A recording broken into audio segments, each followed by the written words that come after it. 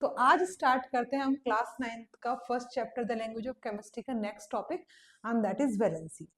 अब वैलेंसी बहुत इजी है समझने के लिए, पर फिर भी अगर हम कुछ इजी ट्रिक अपने माइंड में रखें तो हो सकता है कि हमें वैलेंसी बहुत अच्छे से समझ में आ जाए। ठीक है, आप समझो कि अभी हम वैलेंसी को समझने से पहले चलते हैं एक पार्टी में।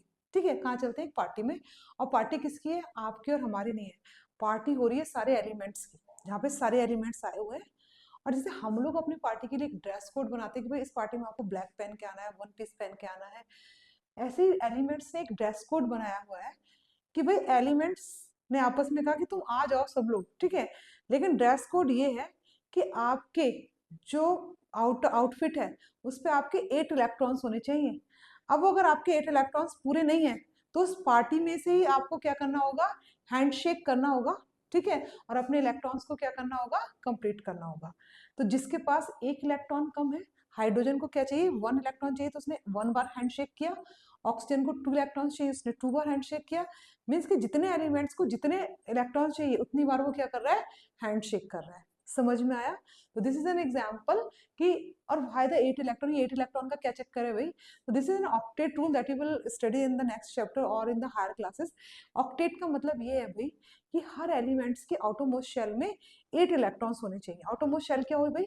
जो आपके ऑर्बिट्स है, जैसे आपने एटम का स्ट्रक्चर पढ़ा है क्लास 8 में ना, तो इलेक्ट्रॉन जो आउटरमोस्ट शेल में है वो कितने होने चाहिए? 8। मतलब अंदर कुछ भी उससे कोई फर्क नहीं पड़ रहा, पर आउटरमोस्ट शेल में कितने इलेक्ट्रॉन होने चाहिए? 8। तो जिसके पास पूरे 8 इलेक्ट्रॉन है वो तो चल रहे हैं अपना पूरे हाई फाई अंदाज में। जैसे हीलियम है, जैसे हीलियम के पास आउटरमोस्ट में 2 इलेक्ट्रॉन्स है। जैसे नियॉन है, उसकी पूरी कंप्लीट है। एटॉमिक नंबर कितना है? 10 है। आउटरमोस्ट शेल में कितने इलेक्ट्रॉन है? 8 है। तो उसे कोई जरूरत नहीं, वो किसी हैंडशेक नहीं कर रहा। हैंडशेक सिर्फ वही इलेक्ट्रॉन्स कर रहे हैं जिनको इलेक्ट्रॉन्स की जरूरत है।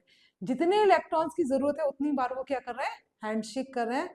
The valency is same as you understand the concept of handshake in a party of elements. ठीक है, चलिए ये तो आपको समझाने के लिए था। अब जो आपके बुक में दिया हुआ है उसके अकॉर्डिंग समझते हैं। सबसे पहले एक बड़ा आसान सा एक रूल है, हालांकि वैलेंसी तो आपको ऐसे समझ में आ जाएगी कि आप कभी नहीं भूलोगे हायर क्लासेस तक, बट एक बार जो आपके सिलेबस के अकॉर्डिंग है उसको लेके चलते हैं। तो आपके सिलेबस में एक हाइड्रोजन रूल के बारे में बताया गया है। किसके बारे में? Hydrogen rule. और हाइड्रोजन रूल ये रूल है कि भाई अगर if you want to know the valency of an element तो करना कुछ नहीं है, count the number of hydrogen atom. क्या करना है? Count the number of hydrogen atom in that particular compound. तो जितने हाइड्रोजन एटम है उतनी उसकी क्या है? वैलेंसी है। ठीक है, तो स्टार्ट करते हैं बच्चों। चलिए स्टार्ट करते हैं हम इसको। वैलेंसी क्या स्टार्ट कर रहे हैं हम? वैलेंसी। ठीक है, और वैलेंसी में हम क्या समझ रहे हैं? सबसे पहले हाइड्रोजन रूल। क्या समझ रहे हैं? Hydrogen rule. तो हाइड्रोजन रूल ये कहता है कि जितने नंबर ऑफ हाइड्रोजन एटम है that is the valency of an element. The number of hydrogen atom, number of hydrogen atom, या आप ये भी लिख सकते हो, number of hydrogen atom combined with an element, combined with an element is the valency of that particular element। ठीक है, आप समझते हैं इसको हाइड्रोजन रूल को कि सपोज हमारे पास, हम ले लेते हैं एक एग्जांपल HCl का, बताएंगे आपके लोग। ठीक है, हाइड्रोजन जितने हैं उतनी उसकी वैलेंसी है। ठीक है, एक हम HCl ले लेते हैं, एक हम ले लेते हैं H2O, एक हम ले लेते हैं NH3, एक हम ले लेते हैं CH4। ठीक है, बहुत इजी है। हम ये भी कह सकते हैं कि जितने हाइड्रोजन एलिमेंट्स कंबाइन हो रहे हैं या डिस्प्लेस हो रहे हैं, बट अभी क्योंकि आपको समझना है समझ लो कि when number of hydrogen atom combine with an element is the valency of that particular element. यहाँ पे क्लोरीन की देख रहे हैं हम, ऑक्सीजन की देख रहे हैं, नाइट्रोजन की देख रहे हैं और कार्बन की देख रहे हैं। ठीक है बच्चों, तो पॉजिटिव और नेगेटिव नहीं दिख रहे हम। ठीक है, क्योंकि पॉजिटिव नेगेटिव भी अभी बताऊंगी मैं आपको। सिर्फ अभी हम वैलेंसी चेक कर रहे हैं कि किसकी कितनी according to the hydrogen atom. तो हाइड्रोजन इसमें कितना है? 1, तो इसकी वैलेंसी कितनी हो गई? 1। इसमें कितने हाइड्रोजन? 2, तो इसकी कितनी हो गई? 2। इसमें कितने हाइड्रोजन? 3, तो इसमें कितनी हो गई? 3। यहाँ पे कितने? 4, तो इनकी हो गई 4। तो this is the valency of that particular elements according to the number of hydrogen atom and that is called the hydrogen rule। समझ में आया? आई थिंक आप सभी बच्चों को समझ में आ गया होगा। इसका स्क्रीनशॉट ले लीजिए। ठीक है, अब देखो वैलेंसी बहुत इजी है, पर वैलेंसी के बिना आपका होगा कुछ नहीं। मीन्स कि ना तो वैलेंसी के बिना आप केमिकल फॉर्मूला को समझ पाएंगे, ना ही आप बैलेंसिंग को समझ पाएंगे, कैसे बॉन्ड बनते हैं, कैसे कंपाउंड्स बनते हैं, वो कुछ समझ में नहीं आएगा। तो valency is very important topic. बस ऐसा समझो कि बैकबोन ऑफ केमिस्ट्री है, वैलेंसी के बिना कुछ होगा ही नहीं। ठीक है बच्चों, तो वैलेंसी को अगर वैसे वन लाइन में डिफाइन करते हैं तो ऐसे भी बोल सकते हैं, the combining capacity of an element. Combining capacity मतलब कि एक एलिमेंट को जितने इलेक्ट्रॉन्स को कंबाइन करने के लिए जरूरत पड़े, किसी एटम के साथ कंबाइन करने के लिए जितने इलेक्ट्रॉन की आवश्यकता है, that is the valency of an element. ठीक है, पर अभी हम समझते हैं वैलेंसी। आपको समझ में आ गया, हाइड्रोजन रूल समझ में आ गया। अब वैलेंसी अगर हम बात कर रहे हैं मेटल्स की, मेटल्स की और नॉन मेटल्स की, किसकी? मेटल्स की और नॉन मेटल्स की। तो मेटल्स के केस में क्या होगा, what is the valency of metals? तो मेटल्स के केस में the number of electrons, number of electrons lost, number of electron lost, जितने नंबर ऑफ इलेक्ट्रॉन लॉस्ट होंगे that is the valency of metals. और वो हमेशा क्या होगी? पॉजिटिव होगी। क्या होगी? हमेशा मेटल की वैलेंसी क्या होगी? पॉजिटिव होगी। और जो पॉजिटिव वैलेंसी होती है वो क्या बनाते हैं? कैटायंस बनाते हैं। ये भी याद रखेंगे, आगे आएगा तो अभी से समझ के रखो कि मेटल्स हमेशा क्या बनाते हैं? कैटायंस बनाते हैं। अब कैटायंस क्या है वो आगे बात करेंगे, वो सब इतना याद रखो कि मेटल्स क्या करेंगे, मेटल्स की वैलेंसी कितनी होगी? नंबर ऑफ इलेक्ट्रॉन लॉस्ट, और वो क्या होगी? पॉजिटिव होगी। और वो क्या होगी? और बनाएंगे क्या? वो कैटायंस। कुछ बनाते हैं मेटल्स इलेक्ट्रॉन्स को लूज करने के बाद, और वो क्या बनाते हैं? कैटायंस। जैसे कि हम केक बनाते हैं ना, बहुत सारा क्या डाल के, मिल्क डालते हैं, कस्टर्ड डालते हैं, बहुत सारी चीज डाल के। ऐसे ही मेटल्स क्या करते हैं, जब इलेक्ट्रॉन को लॉस करती है तो कुछ क्या बनाते हैं? कैटायंस बनाते हैं। अब कैटायंस का क्या काम है वो आगे समझेंगे। नॉन मेटल्स का क्या हुआ? Number of electrons gain. क्या हुआ? Number of electrons gain. तो जितने भी नंबर ऑफ इलेक्ट्रॉन्स गेन करेंगे वो क्या होगी? उसकी वैलेंसी होगी। और ये क्या बनाते हैं? हमेशा नेगेटिव आयंस बनाते हैं। क्या बनाते हैं? नेगेटिव आयंस या पॉजिटिव आयंस भी लिख लो। ठीक है, और यहाँ पे नेगेटिव आयंस लिख लो। और नेगेटिव आयंस को हम क्या बोलते हैं? एनायंस बोलते हैं। क्या बोलते हैं? एनायंस। याद रखोगे, कैटायंस और एनायंस। ठीक है, कैटायंस और एनायंस। ठीक है बच्चों, अब यहाँ तक बात आपको समझ में आ गई। एक छोटी सी बात और समझ लो, पीरियोडिक टेबल आपने 8th में थोड़ी सी पढ़ ली है।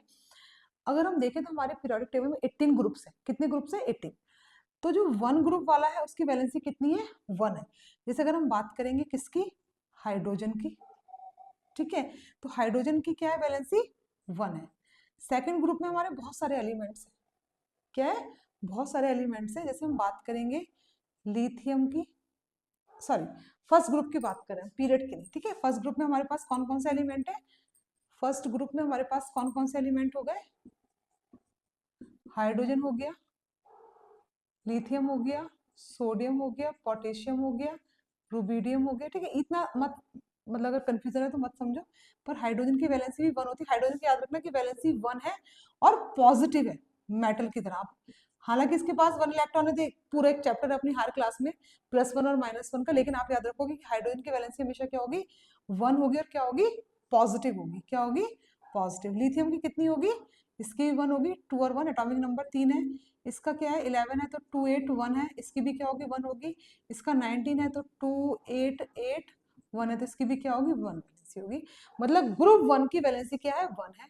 ग्रुप 1 2 की वैलेंसी क्या है? 2 है। और ग्रुप 3 की वैलेंसी क्या है? 3 है। जैसे एल्यूमिनियम का एटॉमिक नंबर क्या है? 13, तो 283, जो आप अभी आगे चैप्टर्स में, आने वाले चैप्टर्स में डिटेल में पढ़ेंगे। बस आप याद रखेंगे ग्रुप 1 ग्रुप के अकॉर्डिंग्स भी हम वैलेंसी को समझ सकते हैं। और उसके बाद जब ग्रुप 14 आ जाता है, यानी कि कार्बन वाली फैमिली आ जाती है, उसके बाद वैलेंसीज भी सेम वैसे ही जा रही है 1 to 3 के टर्म्स में। ठीक है, लेकिन वो क्या हो जाएगा आपका? 3 to 1 के टर्म में जाएंगे, नाइट्रोजन, ऑक्सीजन और फ्लोरीन। ठीक है, वो माइनस में जाएगा, वो मैं आगे जाके आपको समझाऊंगी। डोंट गेट कंफ्यूज, अभी आप सिर्फ इतना समझो, ये आपके सिलेबस में। अब जो इसका नेक्स्ट टॉपिक है वो है आपका वेरिएबल वैलेंसी। पर उससे पहले एक एक मेटल और नॉन मेटल का एग्जांपल ले लेते हैं। देखो, जैसे सोडियम है, सोडियम क्या है आपका? मेटल है। और क्लोरीन भी क्या है आपका?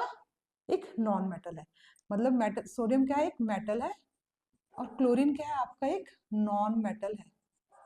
ठीक है बच्चों, सोडियम का एटॉमिक नंबर कितना होता है ये याद करना पड़ेगा। मतलब 1 से 20 तो आपको क्लास 9th में याद करना ही पड़ेगा। सोडियम का एटॉमिक नंबर है 11 और इलेक्ट्रॉनिक कॉन्फ़िगरेशन हो गई इसकी 281। क्लोरीन का क्या है? 17 एटॉमिक नंबर है, इलेक्ट्रॉनिक कॉन्फ़िगरेशन हो गई 287। देखने से समझ में आ गया होगा कि आउटरमोस्ट शेल में 8 इलेक्ट्रॉन से ज्यादा है, यानी कि 1 इलेक्ट्रॉन है, तो ये क्या करेगा, 1 इलेक्ट्रॉन को लूज कर देगा। और इसके पास, क्लोरीन के पास क्या है, 7 इलेक्ट्रॉन, यानी कि इसको 1 इलेक्ट्रॉन की जरूरत है। किस लिए जरूरत है, to complete their octet. To complete their octet means to complete their octet 8 electron in their outermost shell. तो ये क्या करेगा, 1 इलेक्ट्रॉन इसको देगा। और होगा क्या, कैसे देगा, ऐसे सिंपल से नहीं देगा। सोडियम क्या करेगा, 1 इलेक्ट्रॉन इसको देगा और सोडियम प्लस बना देगा। क्या बनाएगा, सोडियम प्लस बनाएगा, और 1 इलेक्ट्रॉन जो यहाँ से, यहाँ पे नेगेटिव है, यहाँ आगे तो 1 इलेक्ट्रॉन बना दिया, यानी कि सोडियम आयन बनाया। और क्लोरीन ने क्या किया, 1 इलेक्ट्रॉन को लिया, 1 इलेक्ट्रॉन को लिया और क्या बना दिया, नेगेटिव आयन बनाया। ठीक है बच्चों, तो ये क्या हो गया आपका, मेटल हो गया। और मेटल की वैलेंसी क्या आ गई आपकी, पॉजिटिव। और क्लोरीन क्या है आपका, नॉन मेटल है। क्या है, नॉन मेटल है, इसकी वैलेंसी कैसी आ गई आपकी, नेगेटिव। यानी कि जो मेटल्स होते हैं उनकी वैलेंसी क्या होती है, पॉजिटिव होती है, और जो नॉन मेटल्स होते हैं उनकी वैलेंसी क्या होती है, नेगेटिव होती है। आई थिंक इतना आपको अच्छे समझ में आ गया होगा बेटा। इसका एक स्क्रीनशॉट ले लो, ले लिया। अब देखो, अब नेक्स्ट टॉपिक है आपका वेरिएबल वैलेंसीज। क्या है, वेरिएबल वैलेंसी, फटाफट समझते हैं और उसके बाद हम पढ़ेंगे रेडिकल्स। ठीक है, अब वेरिएबल वैलेंसी का मतलब ये है कि एक एटम के पास एक से ज्यादा इलेक्ट्रॉन्स हैं देने के लिए वेरिएबल वैलेंसी। अब वेरिएबल वैलेंसी का मतलब है when an element have more than one valency. और ये जो वैलेंसीज है ये मोस्टली किन एलिमेंट्स के बीच, किन एलिमेंट्स के पास है, जो ट्रांजिशन एलिमेंट्स। कौन से एलिमेंट्स, ट्रांजिशन एलिमेंट्स है। ट्रांजिशन एलिमेंट्स मतलब जो डी ब्लॉक के एलिमेंट है, जो आप स्टार्ट करते हैं 3rd पीरियड से लेके 12th तक। ठीक है, जो आप हायर क्लासेस में पढ़ेंगे। अभी आपको सिर्फ ये समझना है कि suppose I am a teacher, I teach chemistry in school. तो केमिस्ट्री में टीचर, मैं स्कूल में केमिस्ट्री पढ़ाती हूँ because I am a chemistry teacher. But when I come at home और मुझे अपने बच्चे को पढ़ाना है, मुझे अपने डॉटर को या सन को पढ़ाना है, तो आई विल टीच मैम। मुझे उनको फिजिक्स भी पढ़ानी है, केमिस्ट्री भी पढ़ानी है, बायोलॉजी भी पढ़ानी है। तो my role is change according to the situation. In school, I teach only chemistry, but at home, I teach all subjects because situation is changed. The same way, an atom shows different valencies according to the bond requirement. In some cases, it shows one valency. In some cases, it shows second 2 valencies. तो वो depend करेगा कि किस तरह का bond बन रहा है, and that is called the variable valency when an element have more than one valency. यहाँ तक समझ में आ गया। अब वैलेंसी क्यों होती है, इसका रीजन आप ये समझ सकते हो कि इफ वैलेंस सेल, जो वैलेंस शेल है ना, एक इलेक्ट्रॉन क्या हुआ आपका, निकल गया। जितने भी इलेक्ट्रॉन है, एक इलेक्ट्रॉन आपका वैलेंस शेल से निकल गया और सेकंड इलेक्ट्रॉन आपका पेनल्टीमेट सेल से निकल गया। पेनल्टीमेट, पेनल्टीमेट शेल कौन सी कहानी है भाई ये। अब पेनल्टीमेट शेल ये होता है, देखो वैलेंस शेल का मतलब, सपोज हम पोटेशियम का एग्जांपल लेते हैं, 2 8 18 1। एटॉमिक नंबर कितना है, सॉरी पोटेशियम का तो 19 है ना एटॉमिक नंबर, 2 8 8 1। तो आउटरमोस्ट शेल में क्या है, 1 इलेक्ट्रॉन। और ये आउटरमोस्ट शेल क्या है, वैलेंस शेल है। क्या ये, वैलेंस शेल है। और ये जो ये वाला है, ये क्या है, that is a penultimate shell. क्या है ये, अब इसका एग्जांपल नहीं लेते, क्यों, क्योंकि ये तो शो ही नहीं करता ना नंबर ऑफ वैलेंसी। हम ऐसे एग्जांपल लेते हैं जो नंबर ऑफ वैलेंसीज जिसकी ज्यादा, जो वेरिएबल वैलेंसी शो करता है। तो हम एग्जांपल कॉपर का ले लेते हैं। किसका, कॉपर का। एटॉमिक नंबर क्या है, 29 है। हो गया 2 8 18 और ये हो गया आपका 1। ठीक है बच्चों, तो 1 इलेक्ट्रॉन अगर जा रहा है तो कॉपर +1 बना रहा है, and that is the 1 electron removes from its valence shell. But if electron remove from this 18 electron, यानी कि this 18 is the penultimate shell. क्या है ये, वैलेंस शेल से पहले वाली shell, penultimate shell. so that is means when the electron is coming from the penultimate shell and it shows different valencies or more than one valency, that is called the variable valency. तो जब 18 वाले electron में से एक electron जाएगा तो it can show +2। ठीक है, same in case of iron, it show Fe+2 and Fe+3। ठीक है, ये तो हो गया वेरिएबल वैलेंसी। अब क्वेश्चन कहाँ से आता है बेटो, आपको याद रखना है कि जो कम वाली वैलेंसी वो होता है अस, और जो ज्यादा वाली वैलेंसी है वो क्या होता है, इक। अस इक, याद रखना। बच्चे बहुत कंफ्यूज होते हैं, 12 तक आते आते भी कंफ्यूज हो जाते हैं। तो जिसकी वैलेंसी कम है वो क्या है, एस। अस मतलब क्यूप्रस, क्या हो गया, क्यूप्रस, क्यूप्रिक, क्यूप्रिक मतलब कॉपर का नाम जब ये आयंस बन जाएंगे, +1 आयन होगा तो क्या नाम है, क्यूप्रस। +2 आयन तो क्या नाम है, क्यूप्रिक। फेरस का Fe+2 है तो फेरस, फेरस, ठीक है, FeRROUS, फेरस। और FeRRIC, फेरिक। अगर +3 वैलेंसी है तो इक है, और +2 है तो कम, मतलब +2 वाले का क्या होगा, अस होगा, और +3 वाले का इक। मतलब जब भी जो भी इसमें ज्यादा वैलेंसी होगी वो इक होगा, और कम वैलेंसी वाला क्या होगा, अस होगा। अब आपको कुछ क्वेश्चन देती हूँ जो आप मुझे बताएंगे कि मैम इसका नाम क्या होगा। पहले एक बार देख लो इसको, वेरिएबल वैलेंसी मतलब मोर देन वन वैलेंसी। अगर एक बार में देखो, एक लाइन में हम डिफाइन करेंगे तो more than one valency, when an element show more than one valency that is called the variable valency. जैसे कॉपर का एग्जांपल पढ़ा हमने और आयरन का पढ़ा। ठीक है बच्चों, होगा क्या, एक इलेक्ट्रॉन वैलेंस शेल से जाएगा, दूसरा पेनल्टीमेट शेल से जाएगा। अपनी लैंग्वेज में भी लिख दो, you will get complete marks. ठीक है, जरूरी नहीं कि बुकिश लैंग्वेज ही आप लिखो। केमिस्ट्री में, ये साइंस के जितने भी सब्जेक्ट हैं, the concept should be clear in your answers.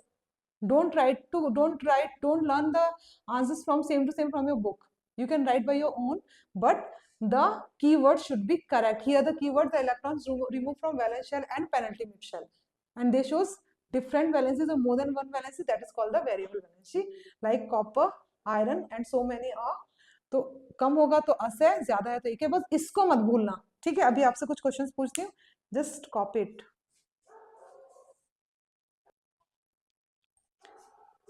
देखो अब आपसे क्वेश्चन ये है मेरा, ठीक है, इसको इरेज करते हैं। क्वेश्चन ये है कि एक क्वेश्चन है आपका Cu2O, और एक है आपका CuO, एक है आपका FeO, और एक है आपका Fe2O3। हालांकि जब मैं आपको भी केमिकल फॉर्मूला बताऊंगी तो बताऊंगी इसके नाम क्या है, पर आपको इसमें ये बताना है कि ये अस है या इक है। ध्यान रखना बच्चों, वैलेंसीज क्या होती है, एक्सचेंज होती है, तो यहाँ पे कॉपर 2 का मतलब +2 नहीं है। Just concentrate to the concept, बस आपको ये ध्यान रखना है। मुझे बताना है कमेंट्स में कि मैम ये अस होगा या ये अस होगा, ये अस होगा, ये अस होगा, या कौन अस है कौन इक है। ठीक है, फेरस है या फेरिक है, ऑक्साइड है, क्यूप्रस ऑक्साइड है, क्यूप्रिक ऑक्साइड है, ये आप मुझे कमेंट्स में बताएंगे। अब हम नेक्स्ट टॉपिक जो कर रहे हैं वो कर रहे हैं रेडिकल्स। इस आज के इस लेक्चर में हमने कंप्लीट किया है वैलेंसीज एंड वेरिएबल वैलेंसी। छोटे छोटे लेक्चर बना रहे हैं क्योंकि आप एक साथ इतना नहीं पढ़ पाते हैं। ठीक है, फिर वीडियो भी लंबी हो जाती है। नेक्स्ट में हम बात करेंगे केमिकल फॉर्मूला में, और केमिकल फॉर्मूला के साथ साथ कोशिश करूंगी जो आपका बैलेंसिंग ऑफ इक्वेशन है वो भी कंप्लीट हो जाए। बट केमिकल फॉर्मूला, आपको कोई भी केमिकल फॉर्मूला इसके बाद आप कर लेंगे बच्चों। तो नेक्स्ट हम करते हैं रेडिकल्स। फटाफट इसका ये क्वेश्चन देख लिया, आपको इसको कमेंट में बताना है मुझे। अब देखो रेडिकल्स के बारे में बात करेंगे, तो रेडिकल्स क्या है, radicals are group of element. क्या है, group of atoms of elements. ठीक है, radicals are group of atoms of element. Group of atom है एलिमेंट्स का, और बिहेव करते हैं कैसे, जैसे कि हम एक हैं, behave as a single unit. Single unit का मतलब है तो भाई ज्यादा, मतलब एक से ज्यादा एटम्स हैं, और बिहेव कर रहे हैं भाई हम एक जैसे हैं, हम एक ही हैं, हमें अलग समझने की गलती मत करना। ये भी दो तरह के होते हैं, एक होता है आपका पॉजिटिव रेडिकल, क्या होता है, पॉजिटिव रेडिकल, और एक होता है आपका नेगेटिव रेडिकल्स। ठीक है, positive radicals and negative radicals. अब पॉजिटिव रेडिकल्स का एग्जांपल जैसे अमोनियम आयन सुना है ना आपको, आपने NH4+ अमोनियम आयन, और नेगेटिव में आप मान सकते हैं hydroxyl ion, that is also OH-। इसको हम बोलते हैं अमोनियम, क्या बोलते हैं, अमोनियम आयन। इसको हम क्या बोलते हैं, हाइड्रोक्सिल आयन। क्या बोलते हैं, हाइड्रोक्सिल आयन।